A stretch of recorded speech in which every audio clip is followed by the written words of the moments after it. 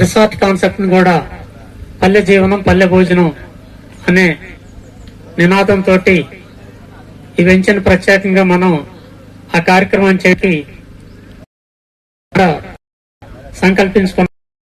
ఎందుకు పల్లె జీవనం